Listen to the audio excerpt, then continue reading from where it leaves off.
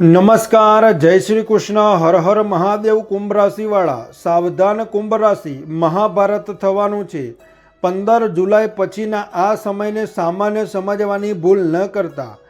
આ જે આવનારો સમય છે તે તમારા જીવનની આખી વાર્તા બદલી નાખવાનો છે. બ્રહ્માંડમાં ગ્રહોની એવી હલચલ શરૂ થઈ ચૂકી છે જે તમારા જીવનમાં સૂતેલા ભાગ્યને જગાડી દેશે. જો તમે વિચારી રહ્યા છો કે જુલાઈનો આ સમય સામાન્ય રીતે પસાર થઈ જશે તો આ તમારી બહુ મોટી ભૂલ છે, કારણ કે આ દિવસોમાં તમારી જિંદગી એવી કરવટ બદલશે કે બધું જ બદલાઈ જશે. આજના વિડીયોમાં અમે તમને જણાવીશું કે તમારા જીવનમાં એવી કઈ 4 ખુશીઓ છે જે જુલાઈ મહિનો તમને આપવા જઈ રહ્યો છે, પરંતુ તેની સાથે જ 3 એવા અદૃશ્ય પ્રભાવો પણ હોઈ શકે છે જેને તમે પારખી નહીં શકો, જેના પ્રત્યે તમે સતર્ક નહીં રહી શકો. અચાનક કેટલીક અડચણો આવી શકે છે જેના પ્રત્યે આ વિડીયો તમને સાવધાન કરશે, તો બિલકુલ પણ નજરઅંદાજ ન કરતા. જો જુલાઈ મહિનો સારો સમય કાઢવો હોય તો આ વિડીયોને જોવો ખૂબ જ અનિવાર્ય છે. જો તમે આ વિડીયો પૂરો જોઈ લેશો તો જુલાઈ મહિનો કેવો વીતશે તેની ચિંતા કરવાની બિલકુલ પણ જરૂર નહીં પડે, કારણ કે આ સમયના પરિવર્તનની પૂરી માહિતી અને મોટી ભવિષ્યવાણી આ વિડીયોમાં છુપાયેલી છે. તો કુંભ રાશિવાળા આ વિડીયોને બિલકુલ અંત સુધી જોજો. તમારી જે ઈચ્છાઓ છે, તમારી જે મનોકામનાઓ છે, તમારા જે સપનાઓ છે તે સાકાર થઈને જ રહેશે. તો મિત્રો, વિડીયોની શરૂઆત થઈ ગઈ છે. જો તમે વિડીયોને લાઈક નથી કર્યો તો સૌથી પહેલાં વિડીયોને લાઈક કરો અને કોમેન્ટમાં જય શનિદેવ 3 વાર જરૂરથી લખો, કારણ કે શનિદેવ તમારા રાશિના સ્વામી છે. તેથી તેમની કૃપા માટે જય શ્રી શનિદેવ જરૂરથી લખો અને ચેનલને સબસ્ક્રાઈબ કરવાનું બિલકુલ પણ ભૂલતા નહીં, કારણ કે તમારા રાશિના બીજા મહત્ત્વના વિડીયોઝ આ ચેનલ પર આવવાના છે.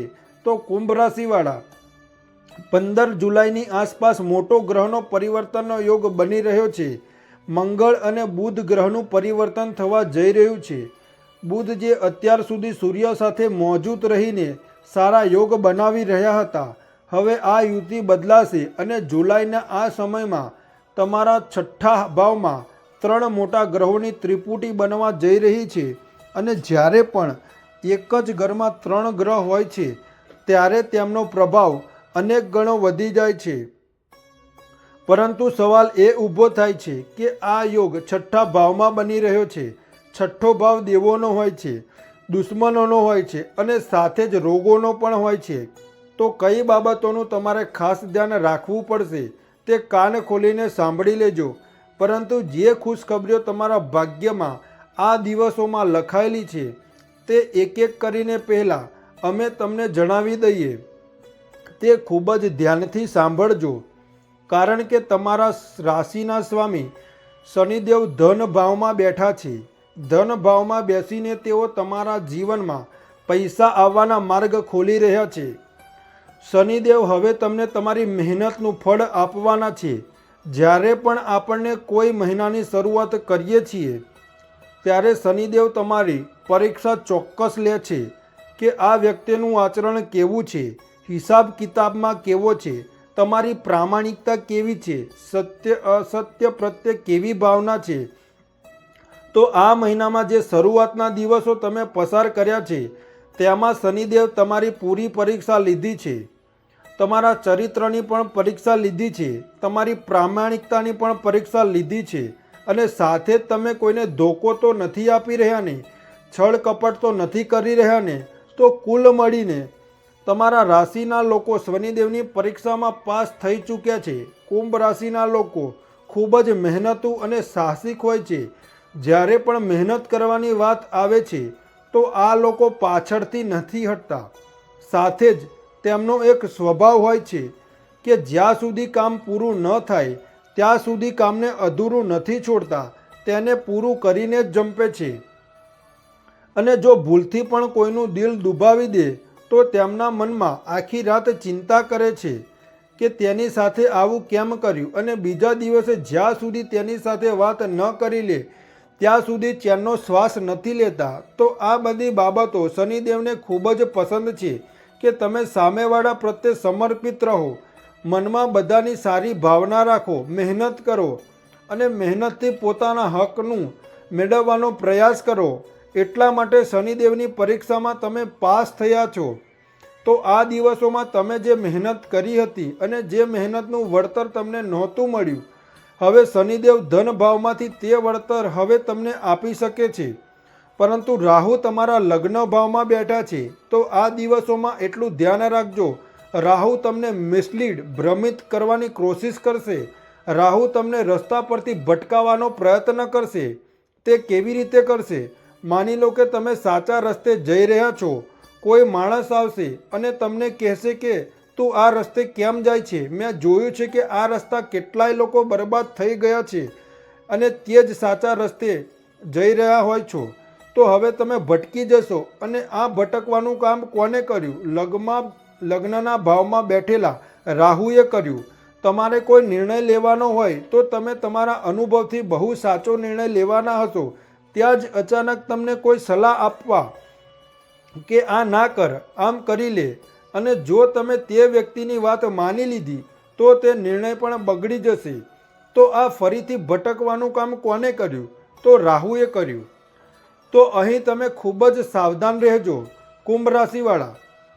તમારે તમારા અનુભવ પર અને તમારી રણનીતિ પર સંપૂર્ણ ભરોસો રાખવાનો છે કે જે મેં વિચાર્યું, આગળ વધવાનો જે પ્લાન બનાવ્યો છે, મને વિશ્વાસ છે કે તે સાચો જ હશે.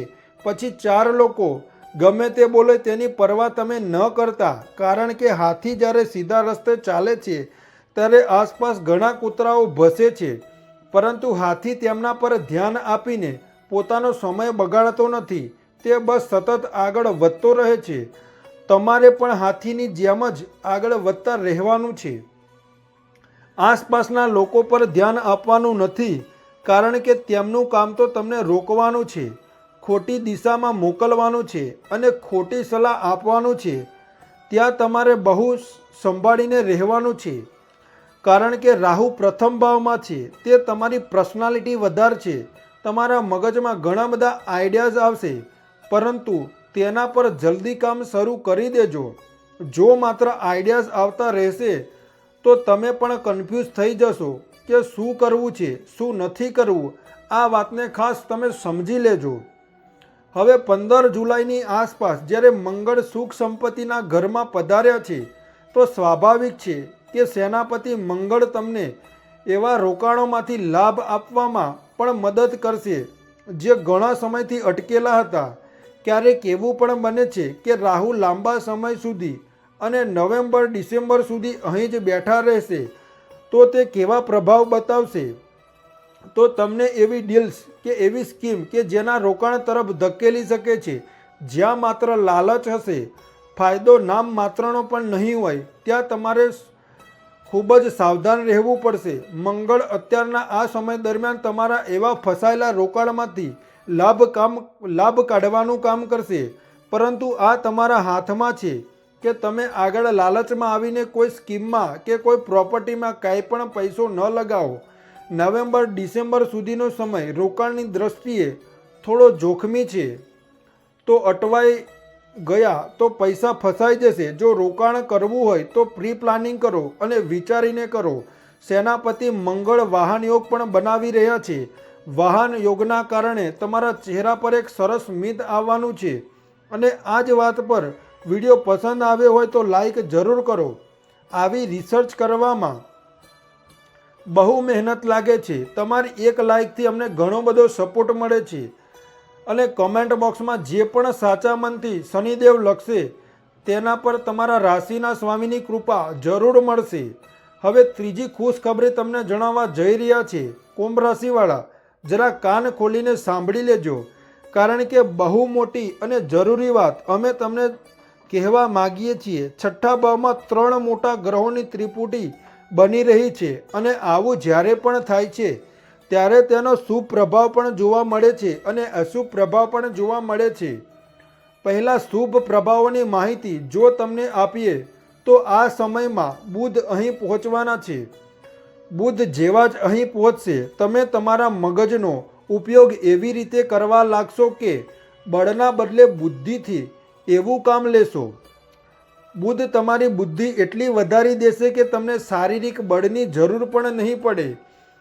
તમે પોતાના માઇન્ડથી જ વિરોધીઓને પ્રાપ્ત કરી દેશો. સાથે જ ગુરુ ભાગ્ય વધારવાનું કામ કરશે, તમારા વર્ચસ્વને વધારવાનું કામ કરશે, કાર્યક્ષેત્રમાં તમને માન સન્માન અપાવશે અને જે લોકો તમારી પીઠ પાછળ તમને નીચા પડવાની રણનીતિ બનાવી રહ્યા હતા તેમને ધૂળ ચટાવવાના છે. આ સાથે જ શુક્ર પણ અહીં હોવાથી તમને આકર્ષક બનાવશે. લોકો તમારી સાથે જોડાવાનું પસંદ કરશે, તમારી સલાહ લેવાનું પસંદ કરશે. આ જ કારણે પૈસો પણ તમારી તરફ આકર્ષિત થશે અને તેનો સારો પ્રભાવ તમારા વૈવાહિક જીવન પર પણ જોવા મળશે.